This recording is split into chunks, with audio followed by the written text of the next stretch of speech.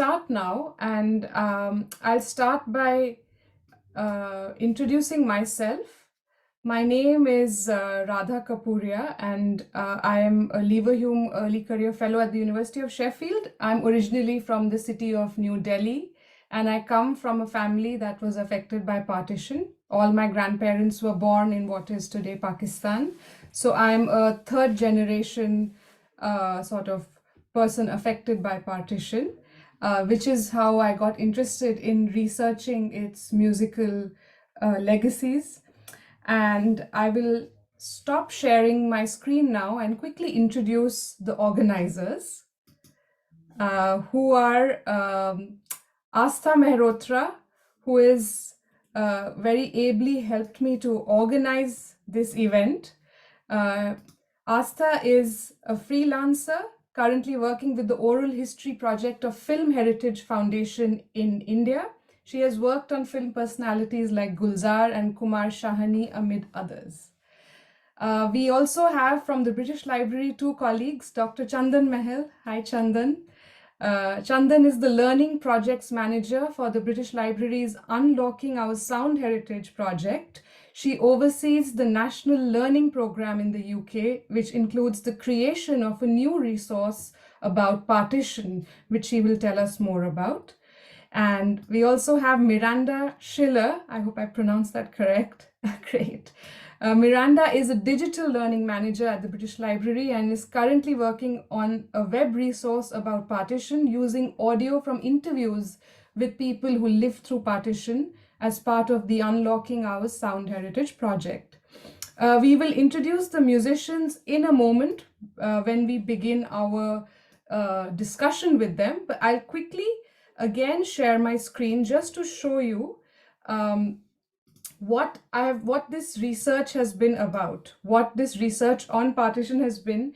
And I think I want to start by saying that it's 75 years since partition, and the researchers and historians have looked at various aspects of partition, but somehow music and musicians are not treated with the same degree of importance as political history is. So what musicians' experiences have been through partition has not been studied in any serious way, which is what I started to do 3 years ago. There have been some attempts, but it's not really been a proper, serious, scholarly attempt.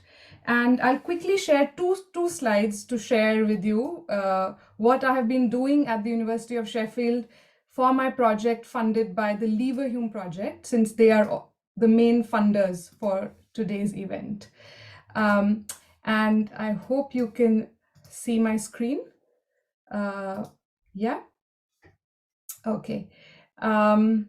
Right. So as you can see on the screen, this is the region of Punjab, which is divided between India and Pakistan today. I use this map just to show the map, the contours of Punjab. I'm not taking any political position on Kashmir or any of the other regions. And if you notice, this is today's Punjab, so the bulk of it is in Pakistan. But this image now shows us the greater Punjab, so to speak, which was divided in 47. So this entire region, which included Haryana, which was carved out in 1966, and Himachal in India, carved out in 58. All of this, along with East Punjab, was part of the greater Punjab, with West Punjab, which is in Pakistan. And the image on the screen, I hope you can see Madam Noor Jahan, Ustad Bade Ghulam Ali Khan Sahab, who was really an interesting person because he was a citizen of Pakistan and India for about the same time, 10 years. We had Salamat Nazakat Ali, Roshnara Begum. So there were many. This is just a small clip of a few musicians affected by partition. There were so many others.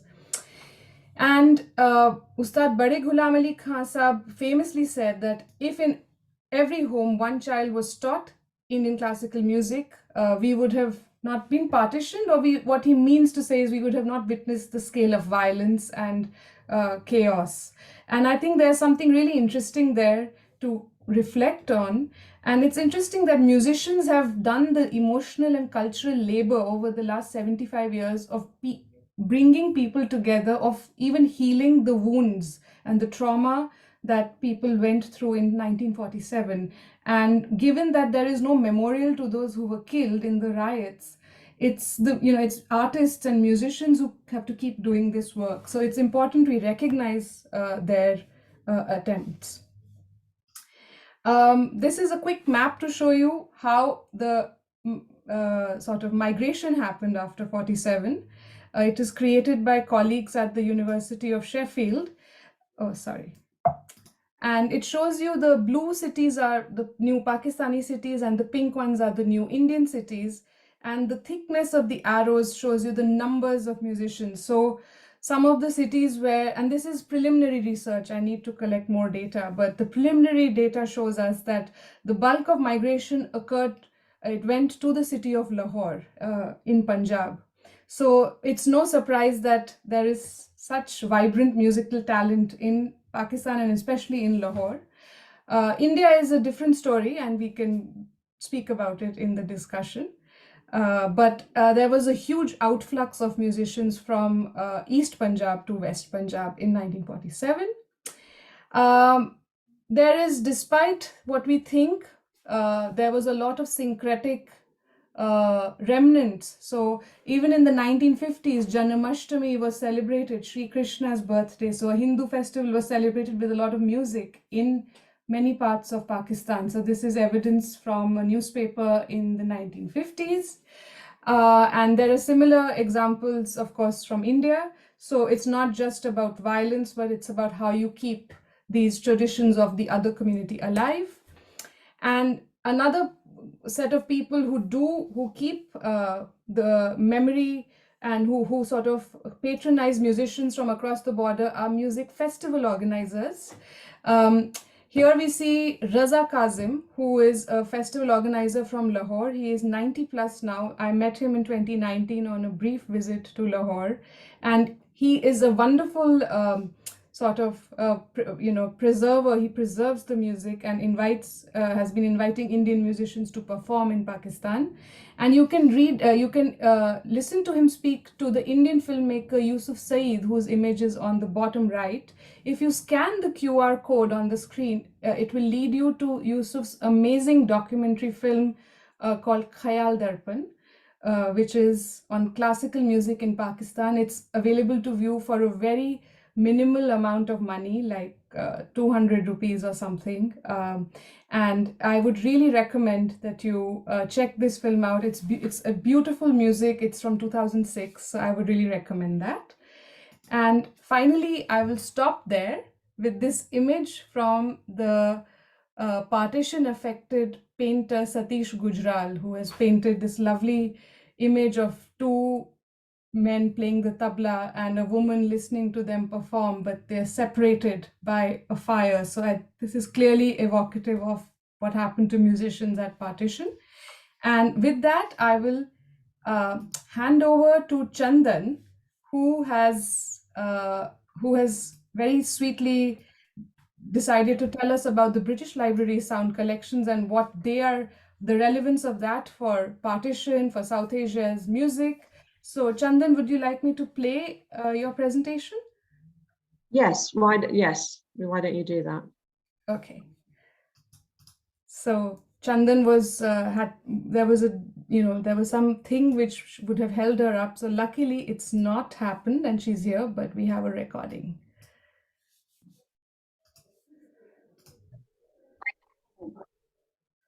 Oh God.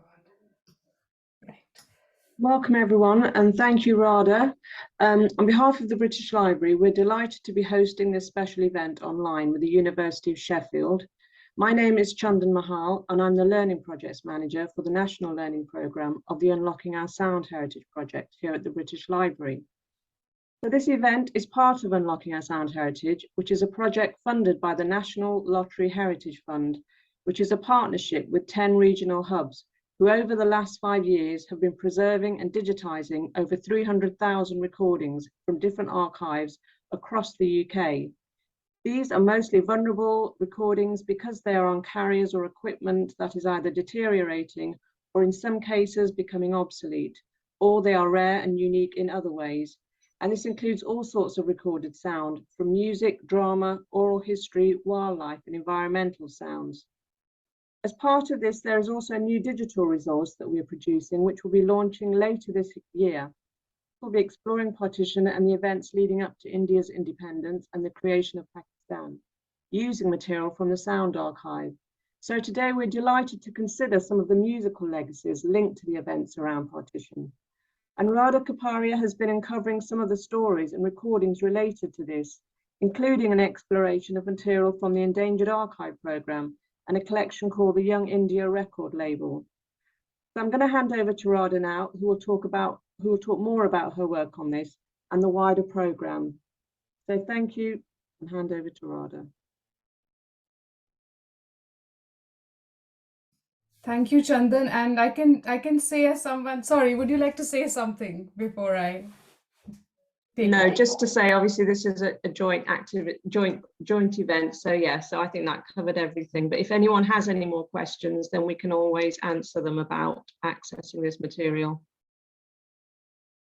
Yeah, I can tell you that it's actually very easily accessible for anyone. If you know which website to go to, it's available for everybody to listen to. So I'm quickly going to play one or two clips from pre-partition Punjab, which are really exciting and which are in the British Library's archive. And we can hear them, and maybe Dr. Madan Gopal Singh and other sort of learned people in the audience can tell us more about this in the Q&A at the end of the discussion. The first is by Badrul Nisa Begum and Bud Singh Tan from 1930s Punjab, and it shows you again, these are musicians we don't know much about. They are sort of forgotten to music history, and yet it's a Muslim female performer and a Sikh singer. So this shows you syncretic Punjab as well from the 30s.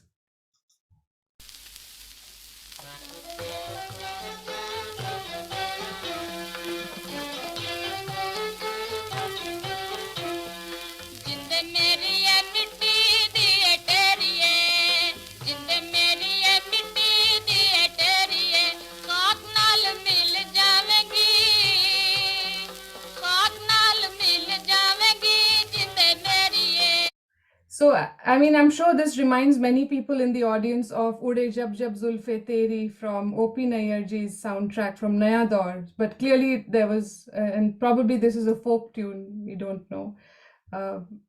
More learned people will know. There's also a very interesting comedic, fashionable Nar, a Mazakia recording, which is very funny, which I won't play now, which you can discover online.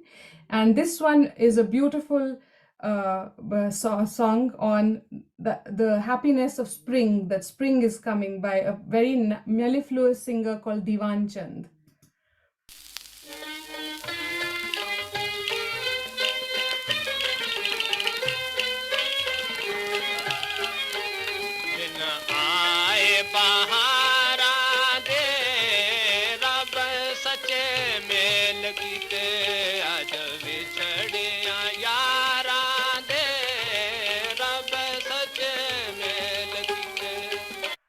So I think I will stop there. I would urge everyone to go to the eap.bl.uk website and discover more from the Young India Record label collection.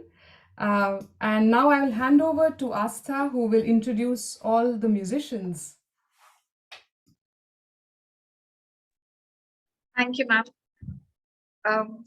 The group Chaar Yaar came into existence in 2006. As the name suggests, it comprises 4 musicians, namely composer, vocalist, and poet Madan Gopal Singh, the ace guitarist and banjo player Deepak Castellino, the accomplished sarod player Pritam Gosal, and an equally energetic multiple percussionist Amjad Khan. Initially, the group performed Sufi texts dating back to the 12th to 13th century with Baba Farid and Rumi, and soon the group began experimenting with songs and poetry across cultures globally and across different timelines. It led to the incorporation of music and poetry as diverse as that of Brecht, Tagore, Puran Singh, Hikmet, Faiz, among others. Chaar Yaar have performed widely across the world, including in the UK. The Sufi band Marifat was established in 2007 by Dr. Muhammad Zafar Iqbal, who is the lead singer and ex-head of Musicology Department NCA, Lahore, Pakistan. It is an interfaith band comprising members who hail from both the Muslim and Christian communities of Pakistani Punjab. Ramouz Ahmed is the lead support vocalist.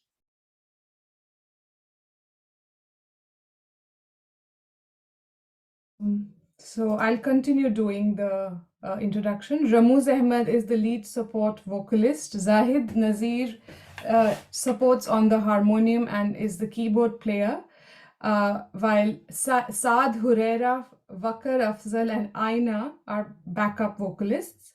They also have Alladitta as the dhol player and Saul as the tabla percussionist. All these members have been highly skilled musicians who have performed for the last 10 to 20 years independently before joining Marifat. Their aim is to spread the message of peace, love, and harmony, and they have performed like Chaar Yaar at festivals across the world. I believe this is the first time they're sharing a platform, if I'm not mistaken. Unfortunately, Dr. Zafar Iqbal is facing some internet and power issues, electricity issues in Lahore, so he can't join us on the Zoom call, but we will play his message for everybody. Finally, the youngest, last but not the least, we have Sukhman and Hernoor, better known as the Grewal Twins. They are singers and storytellers, born and raised in West London in England. Though, as we discovered earlier, their families are from the Malwa region of East Punjab. Through their music, which is folk, Punjabi and Sufi, the sisters aim to reintroduce the shared heritage of undivided Punjab to a contemporary audience. Over the last few years, they have engaged in a much needed conversation about raising the profile of women, specifically within the South Asian community in Britain. With a particular focus on women's narratives, Sukhman and Hernoor hope to use their voices to give voice to maternal figures before them who were often denied the use of their own voice. So in this way, they believe they can honor and preserve the legacy of their female ancestors. So with that, I will now start the discussion, which is to mainly ask Chaar Yaar and Sukhman and Hernoor, and maybe we can start with Dr. Madan Gopal Singh from Chaar Yaar on how has Partition shaped your musical journey? I believe you're muted. Thank you very much. And I was born in 1950, so that makes me the oldest on this panel, which means that it's very close to the partition. My initial sort of, memories of what was happening in the house and also in the colony where I grew up, which was a refugee colony.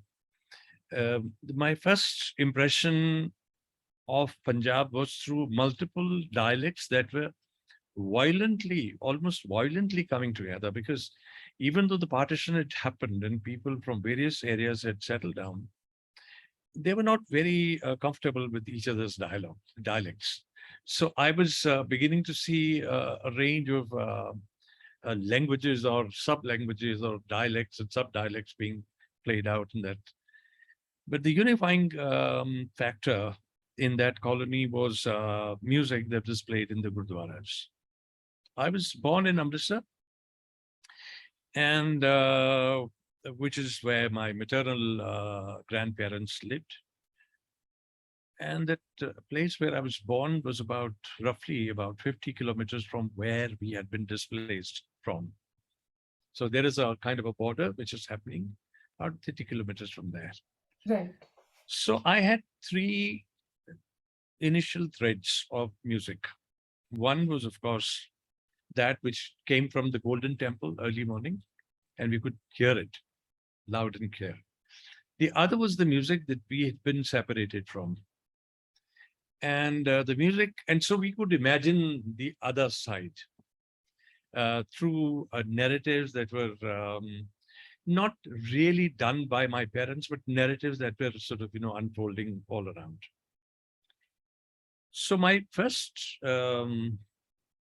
exposure to the music that we had lost was through Radio Pakistan Lahore. Right. Radio Pakistan Lahore, and that too through children's program.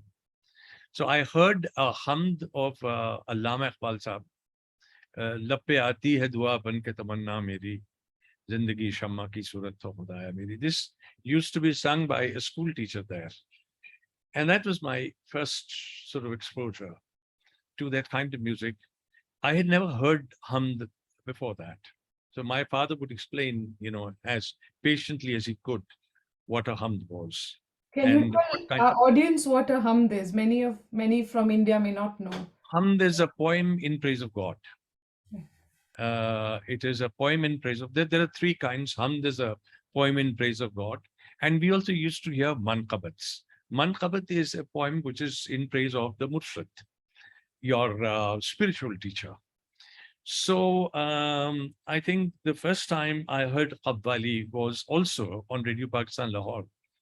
And it was a Qawwali of, it was a poem of Baba Buller Shah, which was composed and sung by Ustad Nusrat Fateh Ali Khan Sahib's father and his elder uncle, Mubarak Ali, Fateh Ali Mubarak.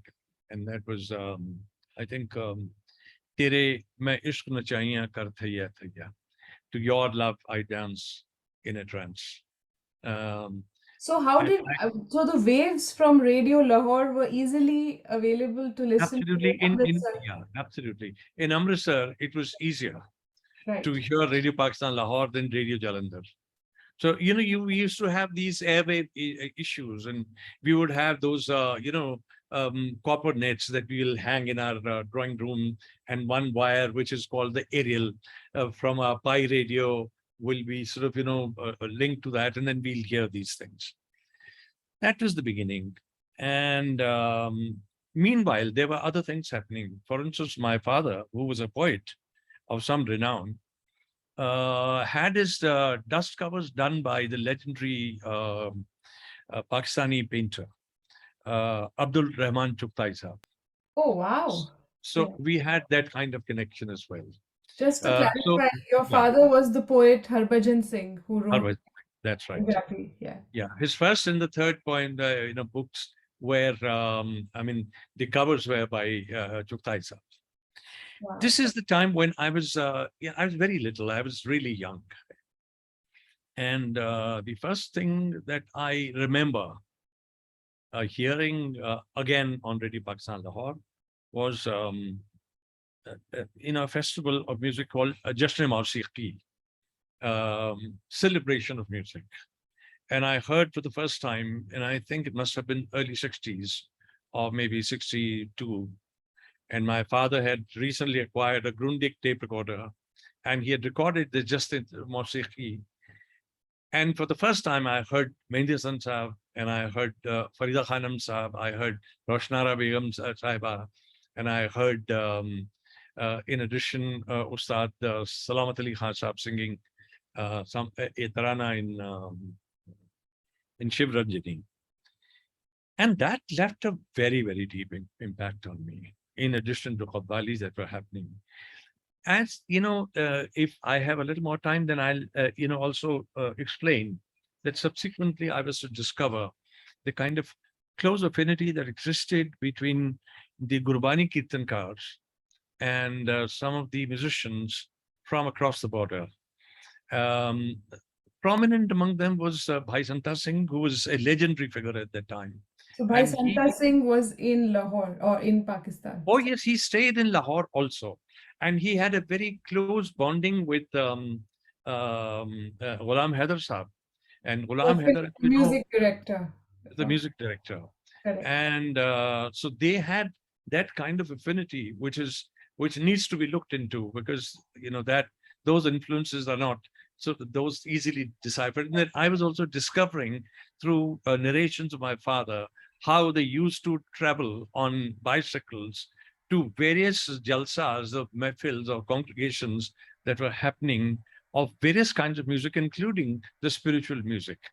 of And they will, yeah, but they'll be of the attending by Sikh chance tradition. music, Yeah. by So this chance, is a by really desa. interesting thing. Sorry to interrupt you, just so that just so that we can explain it to the audience as well, is what Dr. Madan Gopal Singh is referring to is the Rababi tradition, which was, the Rababis would sing Sikh liturgical music, Shabad Kirtan, and a huge community of Rababis has been Muslim, and they were in Pakistan at partition, and so this division of genres between India and Pakistan happened over a period of time.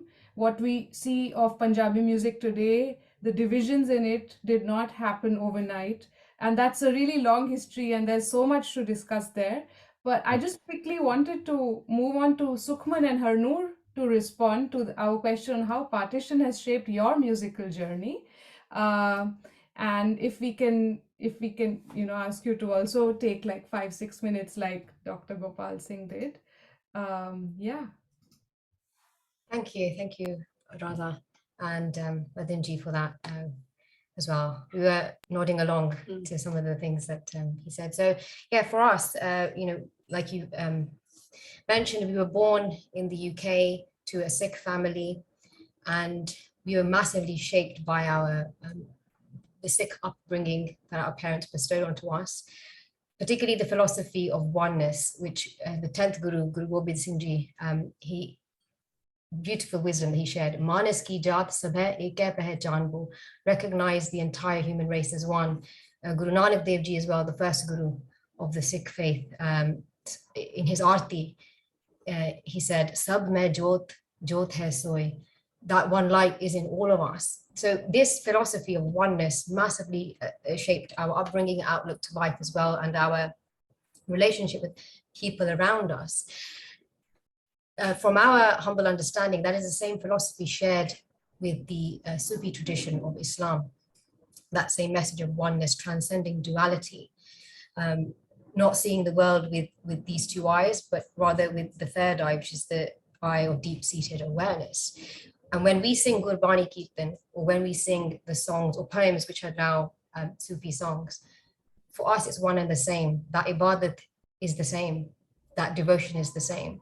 So I think that's why we had a natural pull towards Qawwali or songs of a Sufi nature, because for us it is our Gurbani Kirtan, it is our devotion. Bhagat Kabir Ji as well, I believe he was from the 13th or 14th century in medieval India, correct me if I'm mistaken. He also wrote, Aval Allah Noor Upaya Kudrat ke sab bande, ek noor te sab jag upajya, kaun pale kaun mande.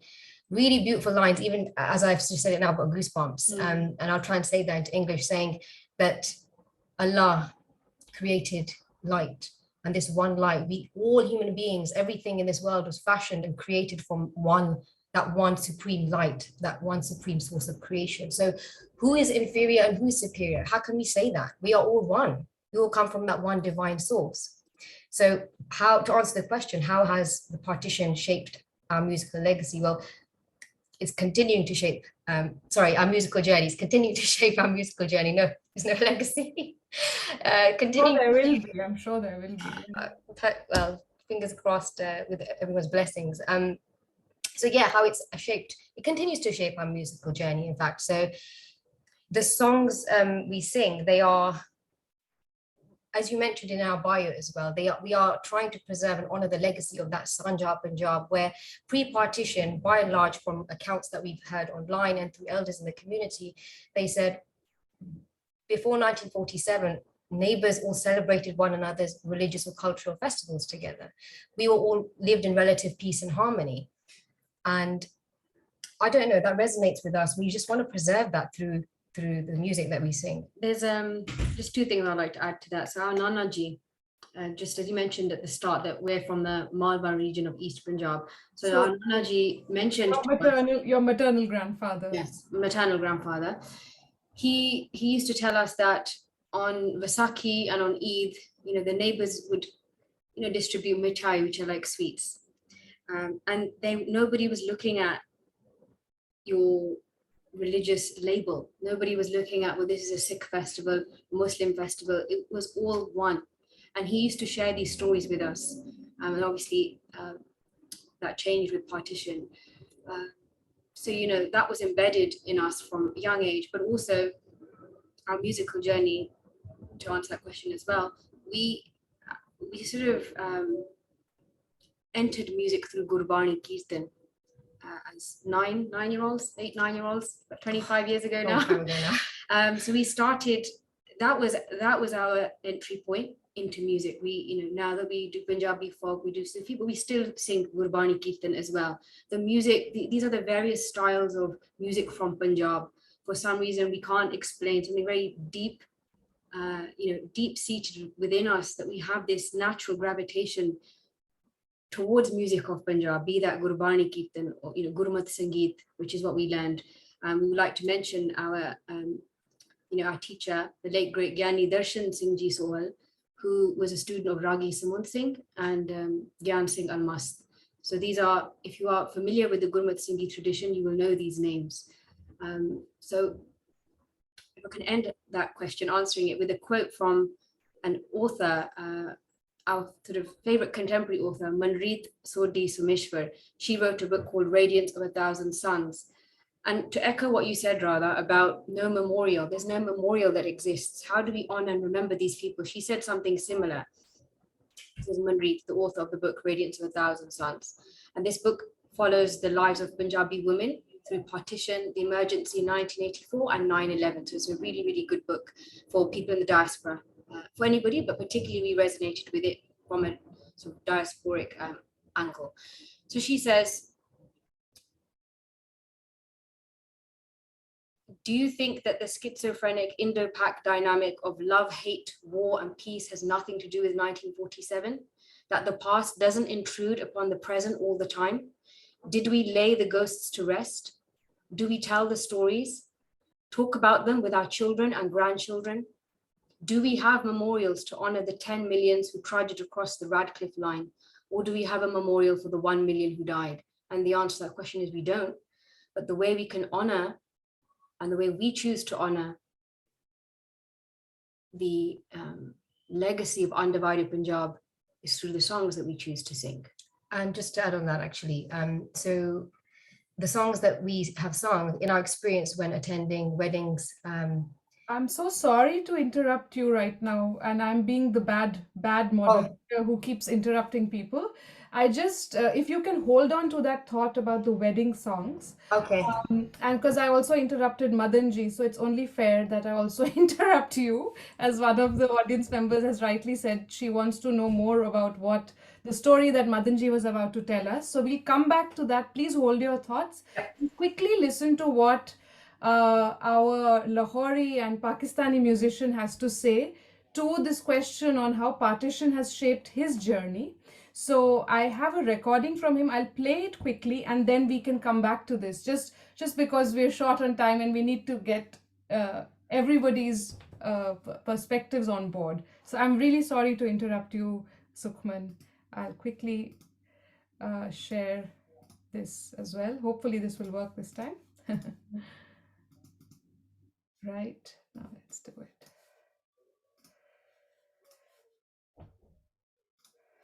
So this is Dr. Zafar Iqbal from the National College of Arts, Lahore, who heads Marifat Sufi Band. We will hear him singing as well shortly. Good evening. I am Muhammad Zafar Iqbal from Pakistan. I think the partition has indirectly impacted my musical career. Most crucially, this discussion should concentrate on the effects of division on music in general and classical music in particular.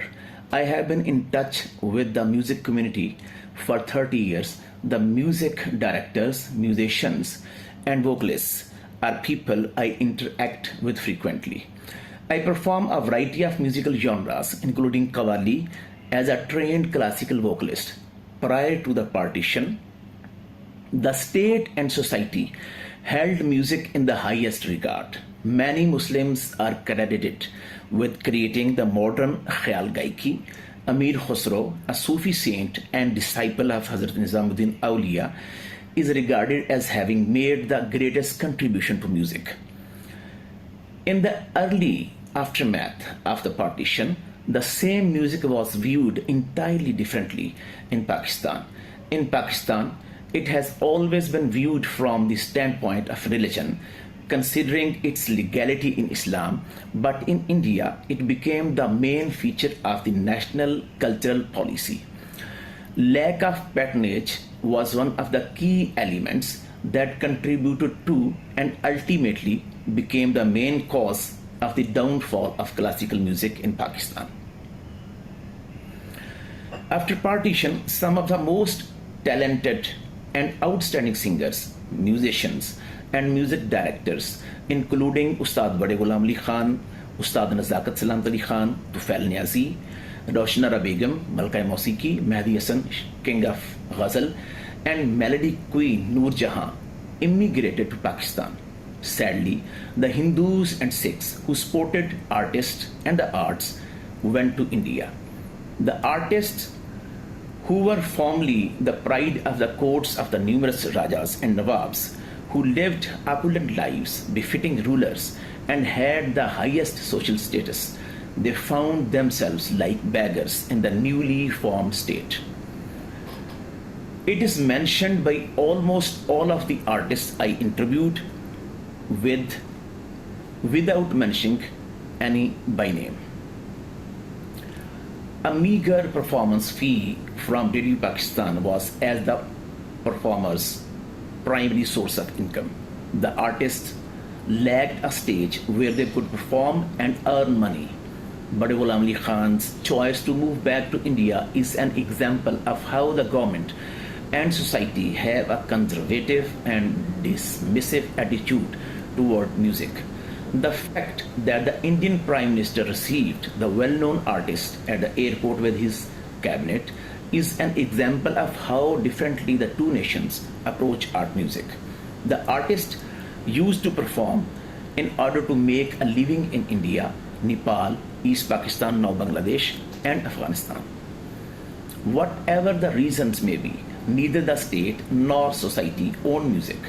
The two-nation theory, national identity crisis, illiteracy, lack of resources, pressure from the orthodox chunk of society, instability of the political process, exploitation of religion, etc., are some of the possible explanations for the state's carelessness for the rich legacy of classical music.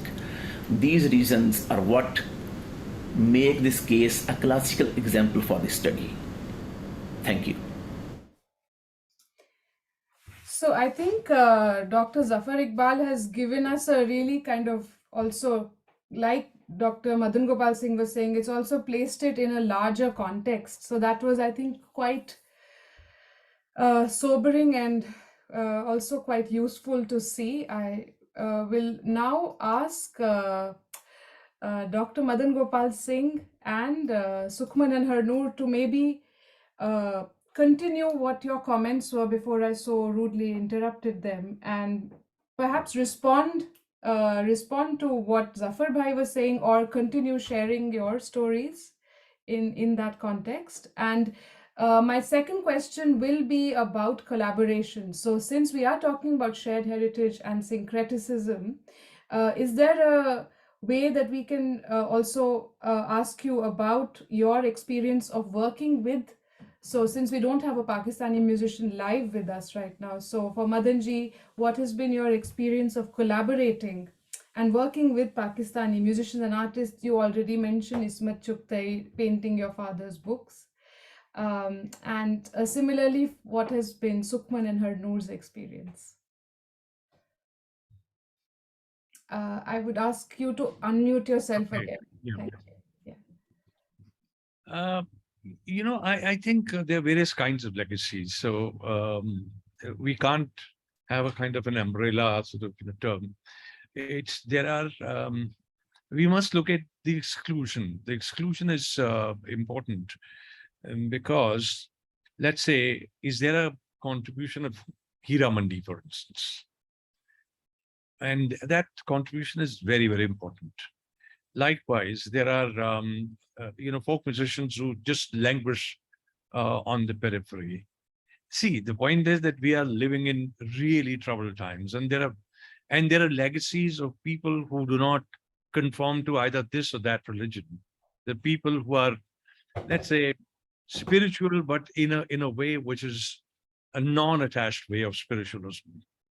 So I think philosophically, my collaborations, if one may call them or address them as collaborations, are negotiated through a history of activism, cultural activism, and I think that's important for me.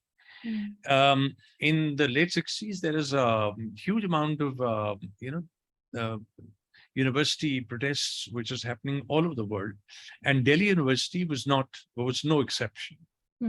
And I came from a school where English was not the language of instruction. So I was listening to Bob Dylan, and I was listening to Pete Seeger, and I was listening to Beatles and what have you. Well, I was not able to understand them. So I had to sort of look for anti-war songs from within the larger body of folk music that we have on both sides. So that's how, my whole beginning is. And I think that beginning has become more and more complicated because things have not improved at all. So there are legacies which are positive and there are legacies which are negative. Today, we are speaking about legacies which are positive, which are our, legacies. And from here, we are actually going to also approach the spaces which are negative and trying to persuade them that there is something else that exists. Philosophically, that's a very important thing, and my collaboration in that sense happened very early when we were undertaking this Artists Against Communalism campaign. And in that, my first meeting was with this Pakistani bard, Allan Faqir from Karachi. And I spent some good 15 days with him, and I was singing with him. And thereafter, in fact, earlier than that, my first thing was with Tuhel Nazi Saab, and it happens in 1989. And I sing a thing or two, today I reflect in horror, how did I sort of muster the courage to sing in the presence of an ustad? Then I did this film music for Khamosh Pani, The Silent Waters. That was for me, and I was working with Arshad Mahmood Saab. He was the Pakistani component and I was the Indian component. Thereafter, there were a number of things that were happening through, with people like Ali Sethi. I met him a few times, and then there were, people like Apne Pathana Khan Saab. My first visit to Lahore was to sing in the Sacred Spirit Sufi Festival in Lahore. And that's where I met the Peerzadas, and I was performing in the Khaddafi Stadium and so on and so forth.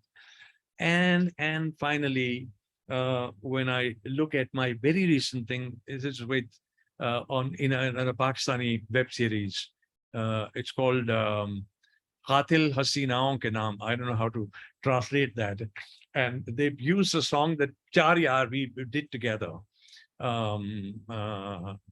That was Sakhiya, for which Pritam Bhai had, and Pritam is from Bengal. So, this is a very important thing for me, because Bengal actually suffered as much as Punjab did. And I will speak about this a little later when I come to explaining the songs that we've done. I'll stop here because I've taken too much time. And unfortunately, we in an online setting, we don't have this open space of time. I know.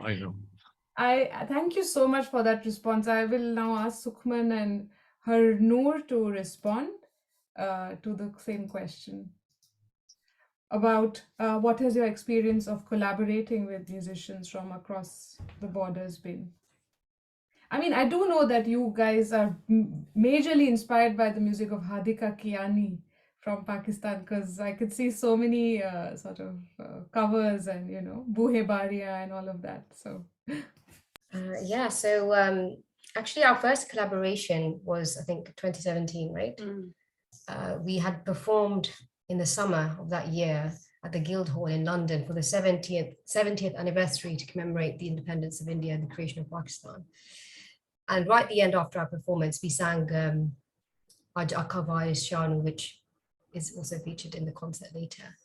And we were approached by a UK-based website, the organizer of this website that shares information about cultural events pertaining to the South Asian community.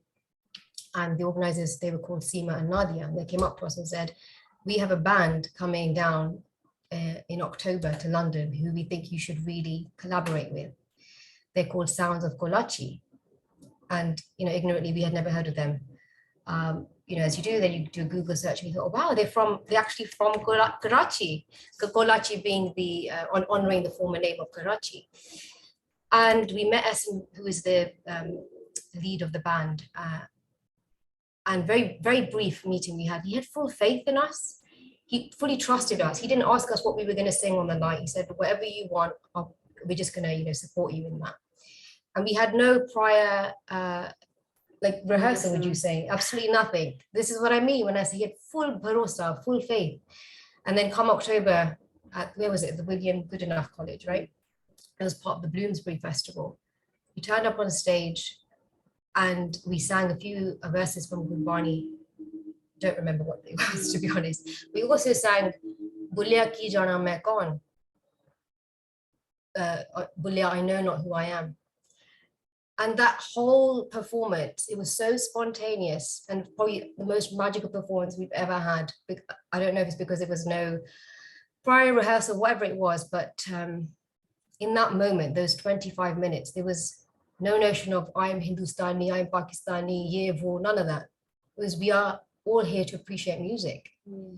So our collaboration with them, they later went on to feature in Coke Studio. Season 11 in 2018. wow. And just to mention Coke Studio as well, what we've noticed in the comments sections of, if anyone's read the comment sections in Coke Studio videos, you see the love, the affinity, the admiration from people from India saying to our Pakistani brothers and sisters, we're so sad that this event happened in 47, we miss you. We love your music, and vice versa. You see that unity in this comment section for any Coke Studio song. So much so that, to answer the previous question as well, how has it shaped our music or continues to do so? Basuri is a great example of a contemporary song that transcended borders. Maybe, I'm not sure if that was Ali Safety and Shaygil's intention, but it did just that. Just like any song by Nusrat Fateh Ali Khan Saab had done prior, many years prior.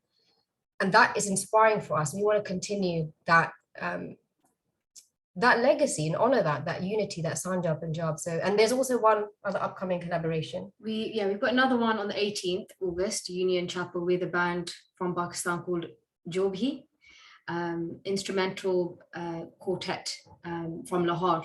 So we'll be performing with them on the 18th of August. But this year, we had the honor of having the disciple of Ustad Shahbaz Hussain from the Punjab Gharana, his senior most disciple, Junaid Ali, to perform with us on tabla. And when Junaid is on stage with us, so he, you know, he's Muslim and we're Sikh. When we perform together, performing with Junaid is the representation of that syncretic Punjab. We feel that, you know, that there's no difference. And we're not looking at him thinking he's Pakistani or he's Muslim, but incidentally, his family were from East Punjab. They moved during the partition. So his family from Jalandhar, which is Doaba region of Punjab. And so he would share stories with us about his maternal grandmother and the journey she made. So there is this, we come together in this collective sorrow in some way, that his family experienced something. Although our family were not directly impacted by partition, we have no grandparents to ask anymore. We were young when we, you know, our Nanaji, our maternal grandfather, briefly spoke about it. So they may have, but we don't have that knowledge. But either way, when Junaid performs with us and, we're Sikh, he's Muslim, that doesn't matter. That goes out the window. We're not looking at that. And everyone in the audience represents from these different faith backgrounds. They're Hindu, they're Sikh, they're Jain, they're Muslim. Doesn't matter. They're all there to appreciate that music, as people did once upon a time before 1947. And to come back to Sukhman's comments about on YouTube, you see that love, that prem between one another.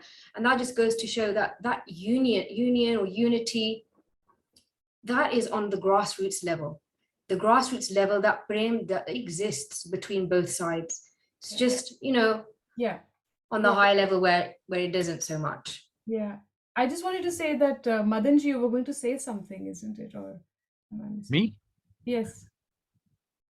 In response to what they were saying, if I heard you correctly. If not, I will play Zafar Bhai's. No. Please go ahead. I'll come to my conversation when my time comes. Okay, great. Okay, so I'll now play Zafar Bhai's message, and I'll just ask you to mute yourselves. Thanks. Again, his response to the collaboration with Indian musicians. I usually work with Indian musicians and share the stage with them during Sufi music festivals in the world. We have been sharing information and especially discussing both sides' musical traditions. Despite the incredibly unfavorable political situation between two countries, I found the Indian artists to be really kind, helpful, and pleasant.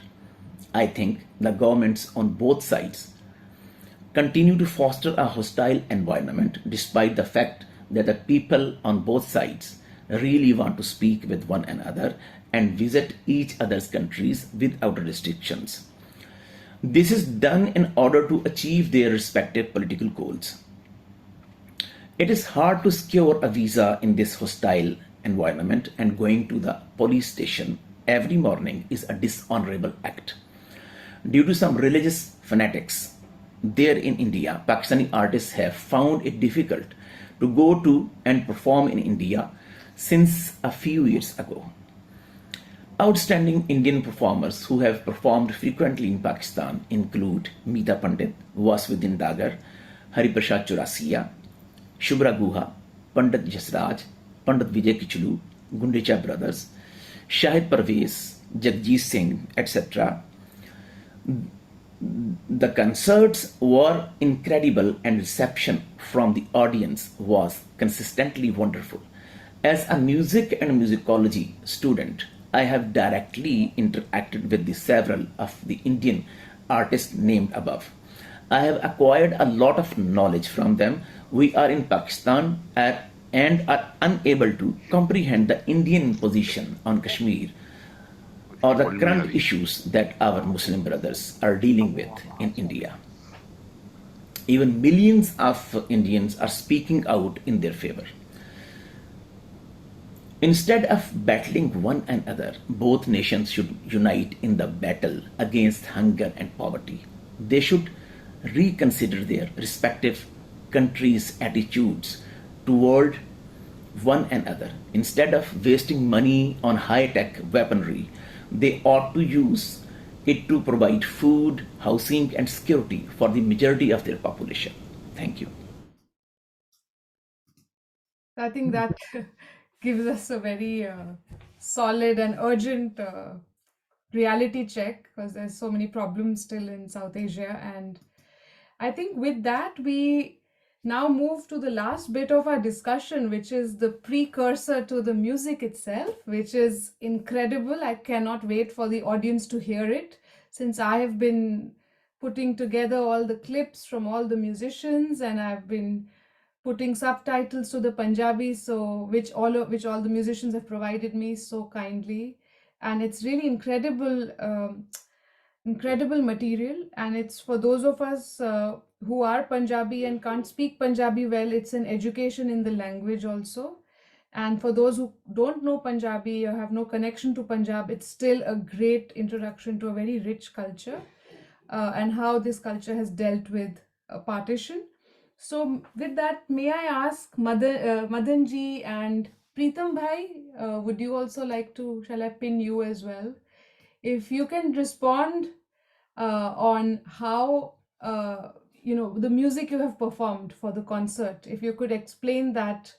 I think Madanji can tell us more on the text itself. And Preetham Bhai, since you're from Bengal, if you could also share your musical contribution to the music you have performed. Thank you. I'll also put Deepak ji on. The thing is that when we are looking at the spiritual content of Sufi music, very clearly we have moved into the domain of the political. So in our sort of mind, there is no confusion that the Sufi music will have to be, rediscovered in a context which is political, and the poetry is deeply political. And we have to address that. It has to move beyond, let's say, the largely reformist agenda. It has to actually address very troubling, divisive questions. It has to also question, our engagement with ecology. And it has to also reinterpret the text in a way in which sort of, the whole thing becomes not just, we have to reinvent it in a way in which it becomes inclusive, and it actually travels a lot. So we actually define our music as a traveling song. A traveling song, and in that sense, when we did this, both the song that we've done for you, one of the things that sort of occurred to us when we were planning it was, here is Deepak Bhai, who is from the south of India, and here is Amjad Bhai, who's from Delhi, from the oldest Gharana, and here is Preetham Da, who's come from Kolkata. So when we were planning our first song about Lahore, he brought in two strands. If you listen carefully, in the beginning, the first song, there are two sarod pieces which are actually Bengali, and he can tell you a little about that if he chooses to. Preetham Da. Yeah, thank you. Actually, as this program is about the partition, then actually Madanji requested me to come in with some element from Bengal, introduce some element from Bengal in the song. So there, when we talk about the folk music, there are plenty of genres inside the folk music in Bengal. That is, one is Kirtan, which is very much devotional, which talks about the spirituality, and there is, like we all know, there are baul singing, and then there are songs for marriage and particular ceremony and things like that. So when you listen to the track, we have tried to bring those elements, and in the slow portion where actually I am doing something which in the Indian classical music known as alap, the introductory part, which doesn't actually falls in any kind of rhythm. There I have introduced a rhythmic pattern in which we actually, the rhythm has been introduced by that, and I have played a tune from the folk genre called Kirtan, which is a very one of the most popular Kirtans from Bengal. And then when we go ahead with the song, then in between the phrases, we have used a song which I have heard from which was used in the Coke Studio Bengal, and performed in the Coke Studio Bengal. Is like Leela Bali, which is a marriage song in Bengal. We have also come up with that one line reference in that song. Yeah, I will hear it. Just one line I just want to add. All this is the rites of passage are being played out against a landscape which is devastated, which is a landscape of separation, and that is the irony, that is the paradox. Just that. That's the politics. Thank you, Preetham Bhai and Madan ji. I think we use that reference to Leela Bali and the wedding songs to take it back to Sukhman and Hernoor and ask them about, because Sukhman was going to say something about the wedding songs, and it's so interesting how these songs, as Punjabis, we know how popular they are in Punjab, but even in Bengal, there are these common wedding songs as well, and that's also part of the, and with that, if you could tell us about very quickly about what you have sung. Of course, when you see the concert, it's all a bit self-explanatory, but we still want the audience to know what everyone is singing. Thank you, Radha. So yeah, just very briefly, whenever we would attend weddings of our friends whose families were, they were born here, but their roots were in Pakistan. We were very, very young, I think early teens, and we attended one of these weddings, and they were singing, the ladies who had gathered there together were singing, I think it was Latte Di Chadar, and very ignorantly, I remember sitting there thinking, how do they know that song? Because I thought that was a song that Surinder Kaur and Prakash Kaur had sung. It was just, it was a Sikh Punjabi song. How foolish to have thought that. And, through such experiences, we began to unravel actually the reason why they also know this song is because of an event that happened in 1947. Sorry, prior to that, we were all united in that way, had this shared heritage. So even like today, whenever we've attended Indian Punjabi weddings or Pakistani Punjabi weddings, the love, the adoration for these wedding songs, let's call it, everyone is enjoying it. Everyone's feeling the maza, how would you describe maza in English? The fun.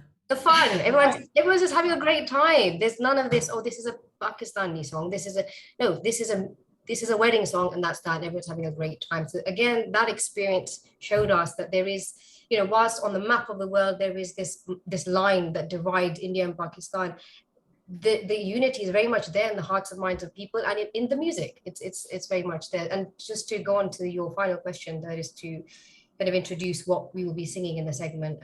If I hand over to you, Hernoor. So we've kind of divided our pieces into 3 segments: The Pain of Partition, which we've explored through Amrita Preetham's very famous poem, Aj Akka Varis Shanu, Kiton Kabran Vicho Bol. This is a poem written very shortly after 1947, and it laments the bloodshed, specifically the bloodshed and the plight of women, the horrific acts of violence that were inflicted on women. So that's the angle she's exploring, and she calls upon Varis Shah. Varis Shah is very famous for writing the epic, one of the writers of Heer Ranjha, this epic love legend that is known on both sides of Punjab, which is very important. And she calls upon him to rise from his grave and reveal the next page in the book of love. But primarily, she's addressing the women's plight. And as you mentioned about, at the beginning, our intro, that's something that's very close to us, exploring the women's narrative. So we've started with that.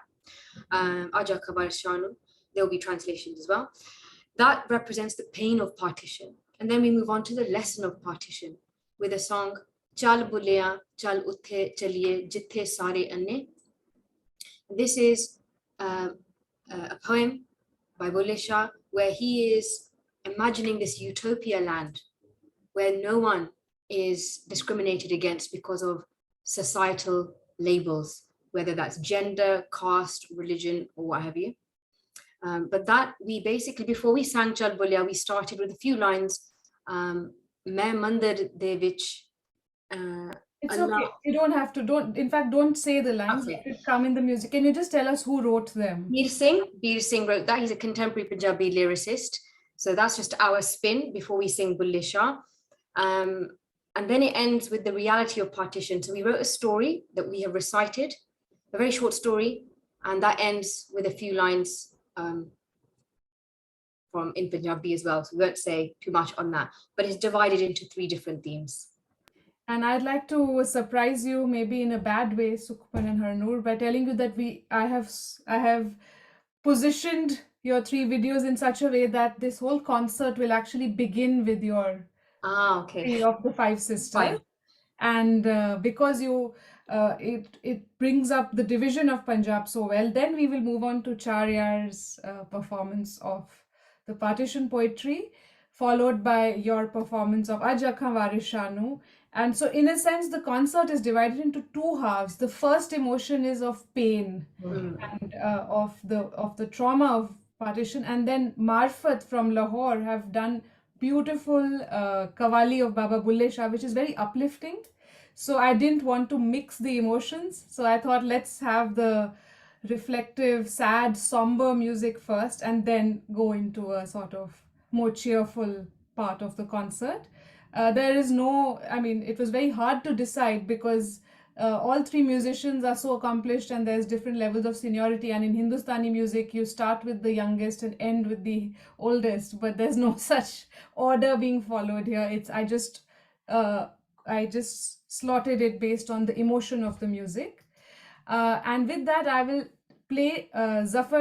Zafar Iqbal's message on what Marifat are performing, and he's going to talk about the Qawwali. One moment.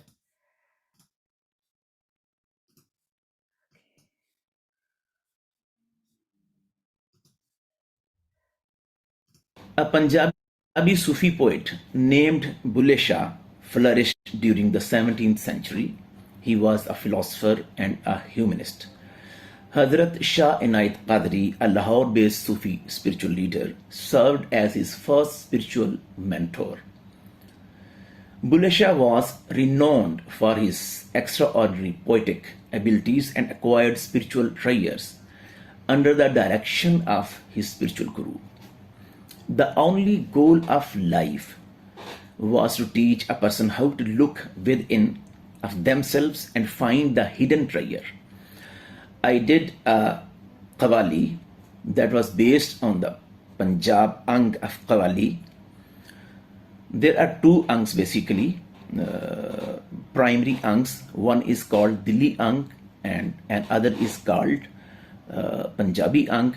And Punjabi Ang of Qawwali was introduced and promoted by Ustad Nusrat Fateh Ali Khan.